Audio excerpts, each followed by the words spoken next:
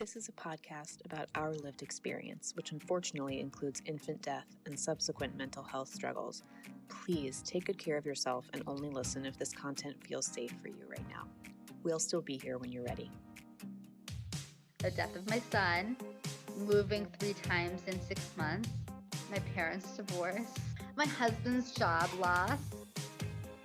I was, 12 weeks postpartum. My then husband came out to me as transgender, and just a couple weeks later, our son suddenly died. But I started shaking and sobbing and heaving, and I couldn't breathe, and You blacked out. I blacked out. Okay, so we're ready. So, hi everyone, this is Aiden's mom, Judith. And this is Alina's mom, Quinn. Quinn's mom, Alina. And this is As Long as I'm Living. Yeah. So today we're going to be talking about triggers. I think it might be helpful to define what a trigger means. Because if you haven't experienced one, you might not know. Yeah. But also it might be different for us, and I just want to make sure we're using the same language. Sure. So when you say trigger, I can Google what it means because I'm not actually what do you mean? And I'll Google what it means and we'll see. I feel like to me a trigger is something I take in some stimulus and it sets me off into fight or flight for no real, I'm using air quotes, no real reason. I would just add to that spontaneous. Like it's not controllable. How about that? Correct. It's not controllable. Like the feeling arises and I cannot push it down. Yes, that's right. I can cope with it and move forward with it, but it won't go away. Yes. And I also think it's unpredictable. I think it changes. That's something else to talk about, that it changes. What triggered me once doesn't trigger me always. I'm going to read what Google said is the definition, just so we have that perspective also. It says an emotional trigger is anything, including memories, experiences, or events that sparks intense emotional reaction, regardless of your current mood. Emotional triggers are associated with post-traumatic stress disorder. Okay, so I think that's really helpful also because it says regardless of your mood, which I think is really good because you could be completely fine, happy. I could be happy even, having a good time. And then I'll see something or hear something or feel something or notice something. And all of a sudden it's like I feel an emotional outburst of some sort. Yeah. So that's what a trigger looks like. So why don't you tell the story of what happened to you on Tuesday? Yeah. So the reason we're talking about this is because I had a situation on Tuesday on Monday when I was flying here. Right. When I was flying here on Monday, I was in a good mood. I woke up, went to the airport. I was on my way to see Alina. I was really excited about it. I was also just in a good mood overall. I felt well. And then all of a sudden we were on the by the gate waiting to depart from the gate to take off. And the person immediately behind me started screaming. This woman started screaming, like shrieking almost. And her husband was unresponsive. And she was screaming and shrieking and hitting him, to try and get his attention. And I turned around and I saw his eyes they were blank and he was just not moving at all. And I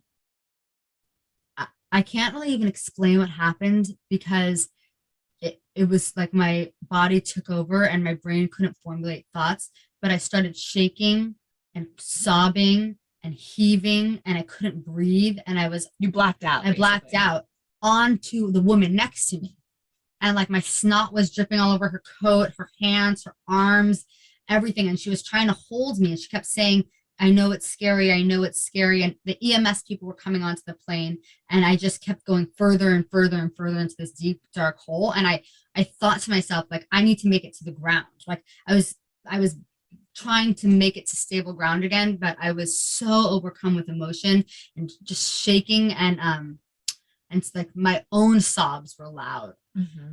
And the woman eventually, who was now traumatized because of my trauma, was like, she finally said to me, she's like, he's alive, he's alive, he's alive. Look, he's alive, he's alive. And once she said that, I kind of was able to come back into my head a little bit. And I realized that I was on an airplane, that this wasn't Aiden's loss. Like in my head, I had been in the room where I found Aiden again, and her screams had evoked, my memory of my screams.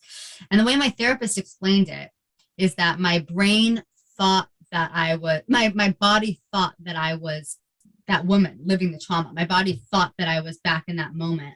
And my brain was saying like, no, you're in a different moment. This is not your loss.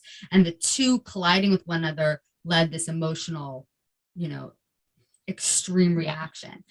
And like, I'm sure that was scary for every person on the plane. I'm sure it was terrifying for all the people on the plane that someone almost died on the plane.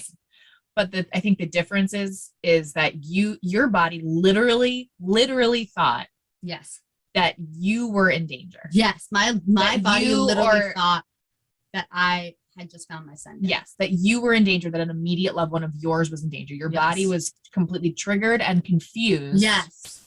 And even though your brain rationally knew that obviously it was not Aiden and that, you were not experiencing a loss again. Like, I think hearing that woman's really guttural, like very animalistic, like terrified screams was just really, it sent you right back because you said it reminded you of the way that you sounded, right? Yeah, it did. And, it took me a while to recover. So after the guy was escorted off the plane, like I was left sobbing and heaving, like with a plane full of people staring at me because I was like the next person in trauma. They were like, does she need a like, yeah, like they were gonna like call for me. And then I finally like eventually stood up and I was like, my son died. And I was really living the trauma of finding him, but I'm okay. And then the woman who had held me went to the bathroom and cleaned herself off. I saw her like trying to like clean all the snot off of her with a little wipe. She's like, I think I need to go to the bathroom. So, I'm okay now, but it definitely stayed with me for probably like 24 hours. Like that, I felt shaky, jittery, overwhelmed. So it's an extreme version of a trigger, but 99.9% of the time they don't look like that. Yeah. For me, it could be just a small feeling of my body saying, you're in danger, you're in trauma, like, ouch, that hurts. And my brain saying, but that's not you. So even seeing a stroller, like the stroller, Aiden's stroller, when I see people walking down the street with it, I think like, oh, that's mine. Like, or every time I look into a stroller, I look inside to see how old the baby it is. And like, my brain is telling me that's not your baby, but my heart is saying like, but maybe it's my baby. Yeah. Does that make sense? Yeah, absolutely. And I think that on a scale of 1 to 100 is what those triggers look like. Sometimes it's a 1 and I'm able to like rationalize really quickly, and sometimes it's 100 and it's like the emotional outburst is extreme. For me, my biggest triggers are, I don't want to say the biggest triggers, the things that out and about reliably make me feel a twinge are moms wearing little babies, moms with 4 to 5-year-old boys, and grandparents out with their little grandkids. Those are the 3 things that make me feel really sad. And not really sad. Like, at this point, it's tolerable. But those are things that give me a little twinge. Specifically those things. Like a mom with a little baby, with a 5-year-old girl, not triggering. Yeah. Driving past the pediatrician office makes me feel something. Baby wearing moms make me feel something too. I have very frequently found myself, so this actually happened for the first time when I was driving to a date, but there's a town nearby that I go to for various things. And I was driving to a date one time, and on the way there, I was like, this seems familiar. This feels familiar. And then I was driving past the Dunkin' Donuts and I thought to myself, oh my God, the GPS is going to take me by Quinn's funeral home. And I was driving and I was getting more and more and more panicked. I did not know where the funeral home was. Somebody drove me there. Yeah. But I could tell as soon as I saw the Dunkin' Donuts, I was like, oh my God, like I think I'm near the funeral home. And then there it was. And I had to pull over the car and I was on my way to a date. Sometimes it's the weather.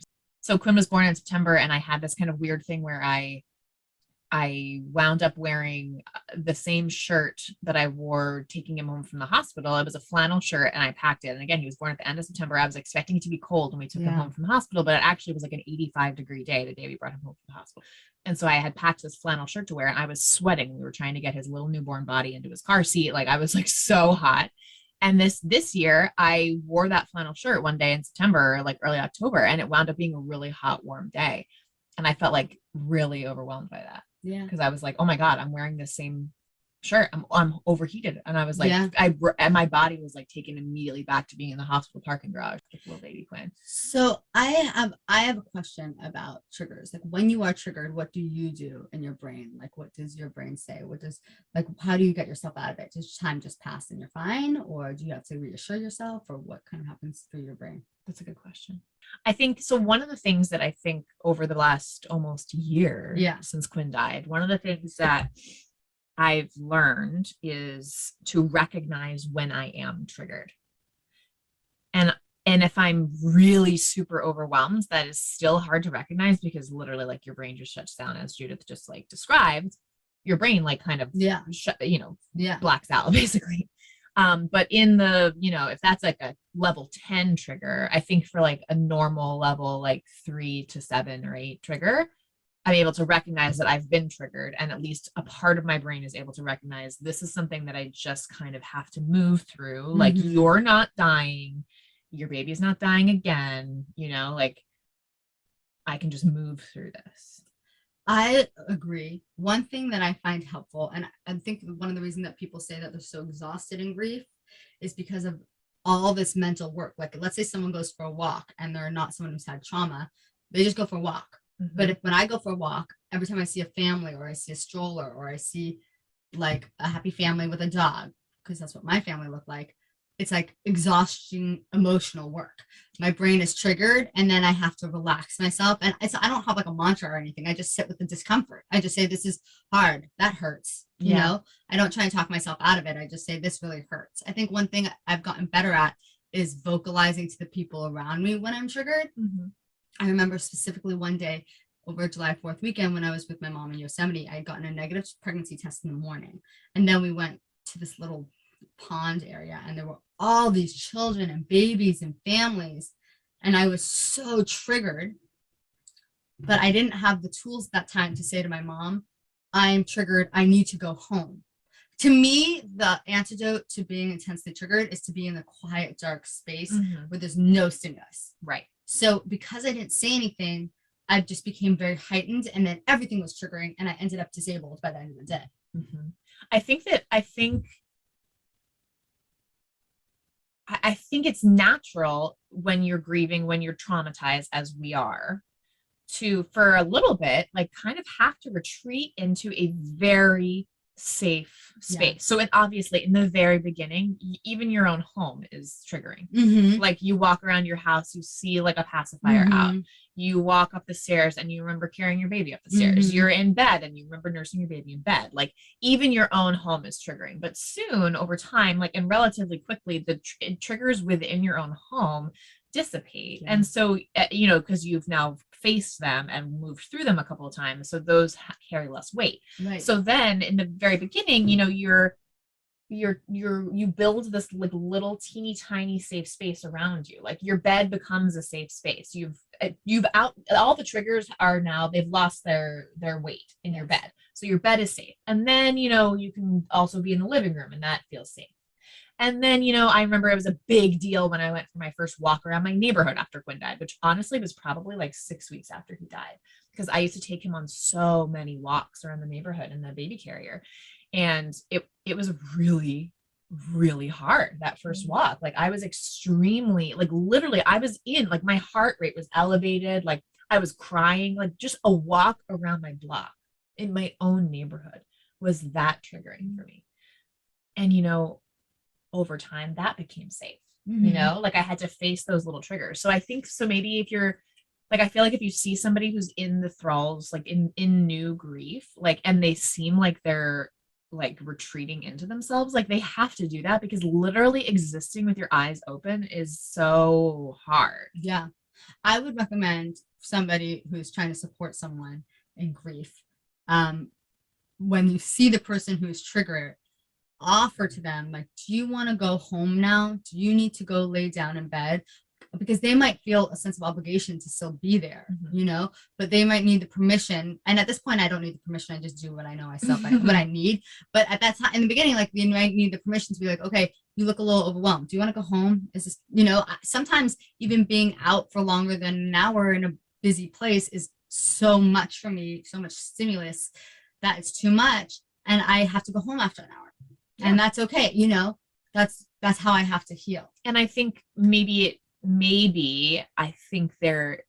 think that sometimes it might appear weak to make those decisions to retreat and protect yourself. But I actually think there's a real strength that comes from that, from saying like, I cannot be at the grocery store right now. Yeah. I'm going to leave my cart here and I'm going to go to bed. Do you remember when I was at Bed Bath & Beyond and I got really triggered? Yeah. And you just left. I left. I went to Bed Bath & Beyond. This was back in August when I was about to move out of, the home I shared with Chloe and move into this apartment. And I went to Bed Bath & Beyond to like just get a couple things that I knew that I would need to, because we only had one of them because we were married, and sharing a life. And I had a shopping cart full of stuff. And I texted you, or did I call you? I was like, I'm at Bed Bath & Beyond and I am extremely overwhelmed. Like I was overcome. It started because that Taylor Swift song, what is it, Exile, with Bon Iver, is that his name? I don't know. That came on, and this was before I really got into my Taylor Swift phase, but that song is really a very raw, like, portrayal of a breakup, I feel. And it just felt so, it was so unimaginable. Like I was like, I had a shopping cart and I was getting, tongs, and like I was remembering that Chloe got me like tongs for a gift one time, like really nice, like tongs that like collapse. Like, and so I was like literally just walking around the store. I was like, oh, I remember when we picked out plates, like, like it's like everything was it's so like much. One little thing. And I had this whole huge cart. I probably had like $400 worth of stuff in my shopping cart. And I was like, I cannot be here anymore. And I felt terrible, but I just left my full cart and I walked right out of the store. That was the right choice. Yeah, it was. That was 100% the right choice. Yeah. I feel with time, the triggers have become less intense and less frequent. Agreed. So I assume with even more time that there will be, I think it will always be triggering to have a man die behind me on an airplane. Mm-hmm. But I think that almost died. From my understanding, he made it off the plane in life. Although she might have been lying to me just to get me off her. But I really don't think she was. I don't think she was. But yeah, I think that will always be very triggering. But in terms of the small triggers, I think that with time, they become less intense and less painful. Yeah.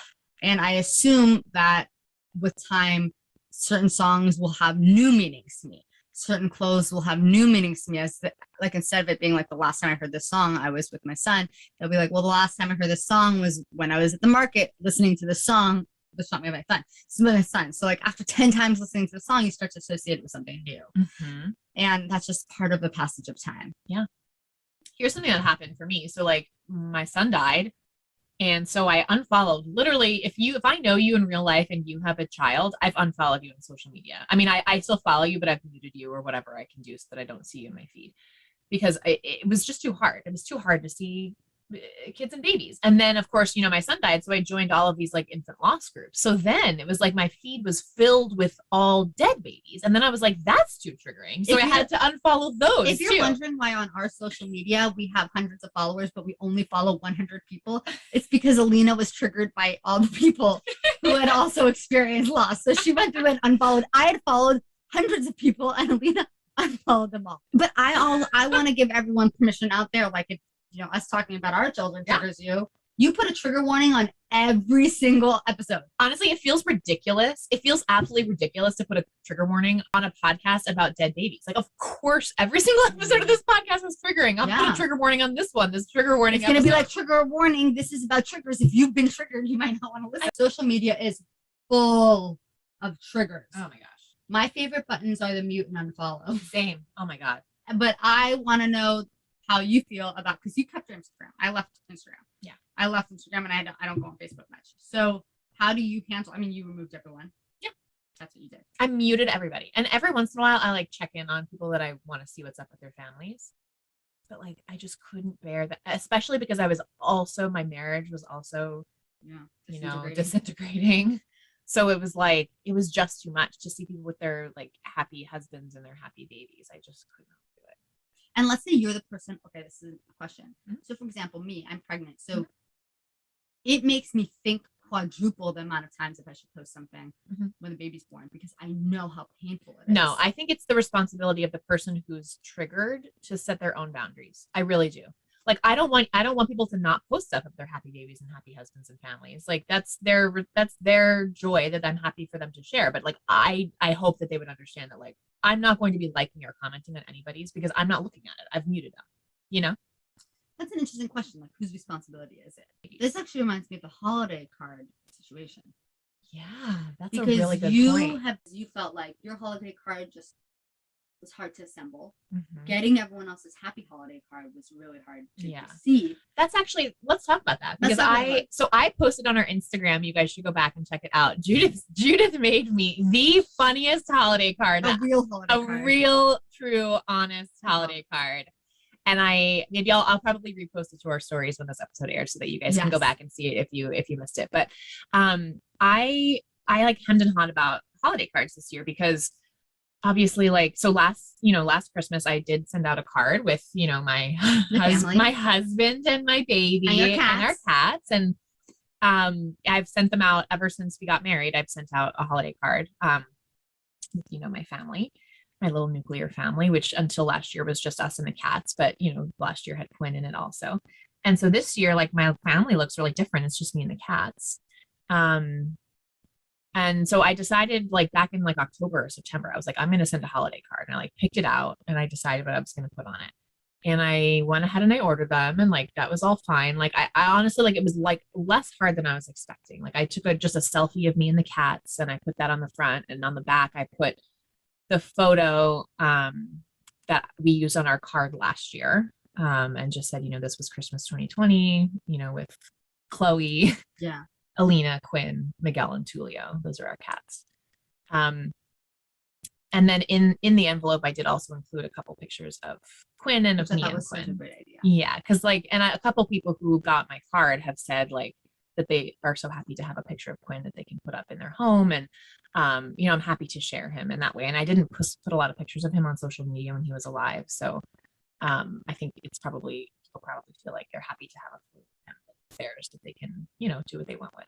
But I also so I sent out this card, and then I was also feeling like worried about receiving holiday cards. Like I was like, do I want to get the cards? Like, they're going to be so painful. But I came to the conclusion that I did want to get the cards, because to me, there's something that feels a little bit like paternalistic, or like I was offended at the idea that someone else would decide for me what I could handle. Like, I still, just because my baby died doesn't mean I want to be like cut out of everybody's holiday celebrations. Like, yeah, maybe I'll decide to not participate. Sorry, mom and dad. But maybe the answer is ask your grieving person. Yeah. Right? Say, I'm sending out my holiday cards this year. Mm-hmm. I'm wondering if this will be painful for you. Would you like me to send you one, or would you not like me to send you one? Because I can think I would feel like if no one, it would hurt my feelings if no one sent me one. I've gotten fewer cards this year, but it hurts so much to receive them too. Mm-hmm. So it's like a catch-22. And I feel like the best way to do it is to put the grieving person in control, and let them know that you will show up or hold back based on their needs at the time. Yeah. And also, I will also say, like I was saying about boundaries, like the grieving person needs to have their own boundaries, like about social media. Like, I also you can tell when something's a Christmas card when it comes in the mail, and I would wait to open them until I felt like I was ready to open them. Like, I knew when I opened it, I was going to see a happy family. So I was like, I'm going to set this aside and I'll open it, in a couple days when I'm ready. Yeah. I also want to add, and this is just really important, that triggers change. So if you're going to ask your grieving person, like, I'm sending out a holiday card this year, I want to know if this will be difficult for you. If it is difficult for you, would you like me to not send you one this year? Ask them again that next year. Yeah. Because next year the answer might be different. It probably will be different. I'll tell you, I had this situation with one of my friends right after Aiden died. I found out she was pregnant. I mean, right after I knew she was trying. And right after Aiden died, she would call me, and I was constantly terrified that she was going to tell me she was pregnant. Mm-hmm. And so I had told a mutual friend of ours, I was like, I don't even want to know. She doesn't have to tell me. Just tell me when the baby's here. I don't need to know. And she never told me. And I found out from someone else's husband at a dinner table 6 months later. And that was hard for me to know also. And my answer now would have been different. Yeah. When Aiden first died, I didn't want to know. Right. But now, 6 months later, I do want to know. And Right. when I spoke to her yesterday, I said, text me when the baby's born. Mhm. Send me a picture because I'm ready for that now. Mhm. And I think that's the thing that is so complicated. When you speak up for yourself once, people listen to that and they just assume that's the way you want it forever. Yeah. Things change. And Yeah. the thing to do is constantly check in. Yeah. And check in with yourself. We're and check growing with our others. skin back. We're growing our skin back. Yeah. Because things change. And I suspect one day I'll want to rejoin a Passover Seder. Yeah. I'm not ready yet. But like, don't never invite me ever again. Right. You know, let me say yes or let me say no. Yeah. I've had a lot of people not tell me things. Like a lot of people not tell me they're pregnant. I wasn't invited to a bunch of people's birthday parties because they assumed I wouldn't want to go. Yeah, I think always just invite. Like, let the grieving person decide. Yeah. I don't know. I think we're like going all in circles because I think part of it is like you do want to try to anticipate their needs, but you do have to kind of trust them to be able to make their own decisions about what they can handle. So the best thing to do is to ask. I think, yeah. Just ask. Yeah. Just And ask. they'll appreciate that you're thinking about it. Mm-hmm. You guys, we just took a quick pause because Judith got a call. Because I got a job. I got a job and I'm really proud of myself because I negotiated. Yeah. And they took by the way, the number that we were discussing, Yeah. she didn't even like meet me halfway. Like That always makes me feel like you should have asked for more. But I don't think, care. yeah, you're so happy.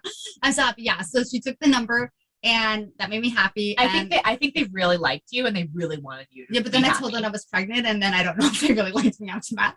But I'm really excited about it because I think that this is a job that I will be good at and I think it's a job that I enjoy and I think it's really going to work for my life. So I'm really hopeful that they don't take enough projects because I'm pregnant and they still like let me work. But I'm really excited.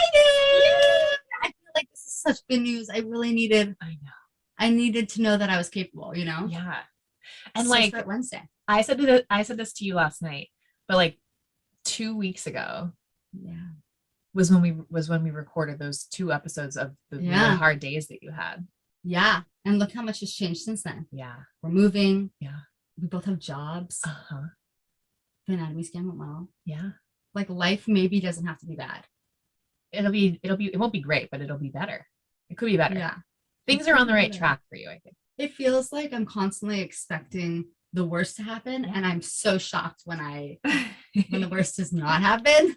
I'm so shocked, but I'm also so excited that maybe like I'm normal. Like maybe my life is going to be like a normal amount of good again. You know what I mean? Yeah. Like the average number of things that happen to me will be more positive than negative as opposed to every single thing being bad. Right. Okay, that gives me hope. I know. Like a flicker of hope. Like even if this job doesn't work out, that a job can work out, that Yeah. someone wants me Mm-hmm. and they want to pay me money to like have a brain. That's right. Oh, that feels good. Yeah. Okay, back to Okay, back to being freaked out at the grocery store. yeah. What were we talking about? I don't even know. I don't know. Oh, I was about to talk about my criminal history. Oh, that's right. I know I sound like I commit a lot of crimes, but I promise I don't. And it's only been since Aiden died that my criminal activity has increased. But it was Halloween, and we should talk about Halloween because Halloween is the most triggering Such a holiday. trigger. It's a horrific holiday, and I'm so passionate about this. I'm sorry. I will never get over all of the decorations with skeletons and stuff. Like to me, it just screams that you have lived a privileged life where you've never found a dead body. And the thing that's kind of crazy is like there's so many other really fun ways to decorate for Halloween that are not dead human bodies. Yes, pumpkins.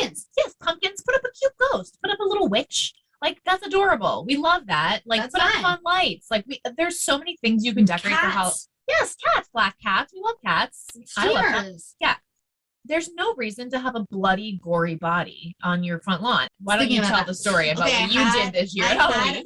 I had a minor situation. Okay. There was a house a couple blocks away from my house on the route that I take my dog that had 2 dead baby decorations on their driveway, like at the end of their driveway. So it was in your face. And the baby decorations looked very realistic. They were not cartoon babies. They were real babies. And they were blue, which was terrifying. And they were plump and cute babies. And they didn't have like black and guts all over them. They looked like just dead babies. Like, I think that was the point. And we know what that looks like. And we know what that looks like. Yeah. And my husband would come home from walking the dog and he would be shaking. And we tried to avoid that block. But the reality is, even if I didn't go on that block, I knew the dead babies were there a block over. Yeah. If I went any direction, I was hyper aware of where they were. It felt like they were following me. And they were so triggering and so hurtful and so insensitive. One night, in the middle of the night, I stole them. And I called Alina and I was like, Alina, I've got a dead baby in my trunk. So here's from my perspective what happened. You guys know Judith calls me all the time. All the time. And I call her every once in a while. But I always answer when you call. Yes. Almost always. And so I got a call from her at like what was 1 a.m. my time, which was like 10 p.m. your time. Probably. It was like 11. Yeah. So it was the middle of the night for me. I got a call from her and I was like, she would not call me unless this was something serious. So I picked up the phone and your voice did not sound good. Your voice was very triggered. You sounded triggered. And you go, I just committed a crime. and I think to my credit, I was like, all right, tell me about it. Yeah, you were very good because I had told another law school friend of mine who's a lawyer, and she said, I want you to know that I will represent you. She was like, I will represent you, and I promise you we will take care of this. Don't worry. I need you to tell me the full truth of what happened. And then I told her, she was like, you're not going to need my services. But I called you and I called my mom because the reason I was calling them is because I had to find a way to dispose of the dead baby decorations. Where was I supposed to put them? That was not a thought through plan on my part. No. So I went to the McDonald's thinking I could put them in the dumpster in the McDonald's. But do you know they lock dumpsters at McDonald's? It's a locked dumpster. So I went to all these stores in the alley trying to find a dumpster to dump it in, but they were all locked. So finally, I called my mom also. After I called you, I called my mom. And I was like, I don't know what to do. I don't know what to do. And I ended up, maybe you were on the phone for this part. I was like, someone had put their trash can out because it was trash day.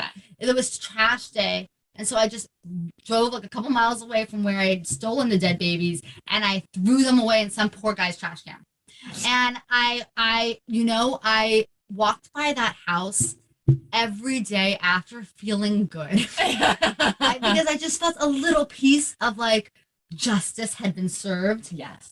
And it felt like, so often you are such a teeny peon against the big mean triggers.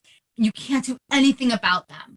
But like this felt so good that I was able to like act on it. Yeah. Now, my therapist was not a fan of this activity and she felt pretty strongly that I could have handled it in a healthier way and a more sustainable way. Like she felt like I should have written them a letter explaining how triggering it was so that they don't put dead babies up next year. But I told her that this made me feel powerful. Yeah. And so she said, it's not my place to judge, which God bless her for saying that. I remember, I think what I said to you was like, they deserve to have those statues stolen. They absolutely deserve it. Because I sent you a picture of them. Yeah, I remember it was, like I said, it was the middle of the night. And I said to you, I was like, do not send me the pictures now. Yeah. Because I don't want to see them in the middle of the night. But the next morning I was like, okay, send the pictures. What did you think? I thought they were incredibly insensitive. And yeah, I mean, they looked like dead babies. They do look like dead babies. They look like dead babies.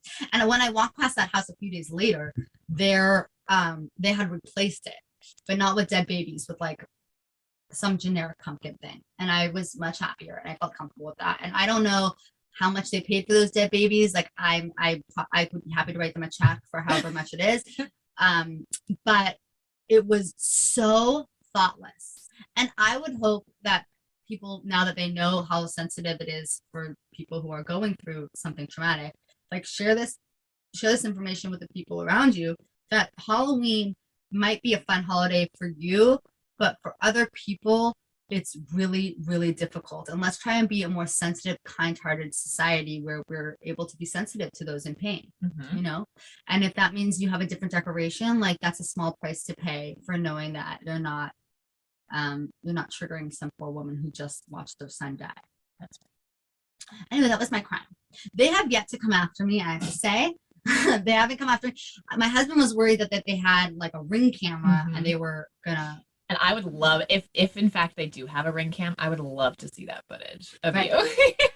I would love to see it too, because let me tell you what happened. I went up to them on these little pillars by the end of the driveway, and I was like looking at the dead baby, and the dead baby was looking at me, and I was looking at it, and we were like staring at each other back and forth, and I was like, should I do this? Should I not do this? Should I do this? Should I not do this? It's so mean. I was like, but it's not yours, but it's yours, but it's not yours. I had this whole dilemma that I think you could watch play out. And then finally I touched it to see how heavy it was, and it wobbled, and I was like, it's mine. And I dashed off their driveway into my car and ran off. Oh But my gosh. they haven't come for me yet. If you are listening to this and that was your house, I'm not really that sorry, but I will pay you back. Okay, is there anything else that we want to add? I think next week, this is going out on the 20th. Right. So on the 27th, we have our first guest. Yeah. Am I allowed to say? Yeah. We are having, drum roll please, Chloe. Yeah. We're going to get to hear about what it's been like transitioning and then having your son die. Yeah. We're going to get to learn about what her bottom looks like and how her bottom looks different than Alina's bottom. Yeah. And I think it's going to be a great episode. And I know she's really excited to be a part of this. So Yeah. let's give Chloe a warm welcome next week when she joins us. Bye, guys. To all of our wonderful new friends, we want to hear from you.